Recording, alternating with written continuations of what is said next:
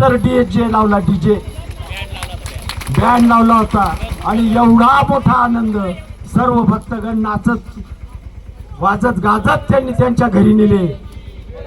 असा सुख सोहळा स्वर्गात पाहायला भेटत नाही. त्याच्यामुळे स्वर्गीचे देव इच्छेत तेव्हा मृत्यूलोकी व्हावा जन्म आम्हा का म्हणतात ते याच्या करता म्हणतात. हे दिंडी वगैरे काही नाही आणि त्यातली त्यात आपल्याला मनुष्य देह मिळाला, हा आपलं परम भाग्य आहे. का कुत्र्यांनी पुढे दिंड्या काढल्या, गाढवांनी पुढे दिंड्या काढल्या का? काहीच करू शकत नाही.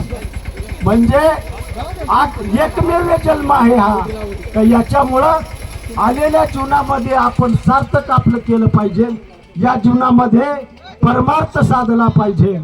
कारण या ठिकाणी एवढ्या मोठ्या महान विभूती आहे आणि त्यांच्या चरणरत्नाची माती आपल्याला जर मिळाली तर आपण खरोखर भाग्यवान झालो आहात.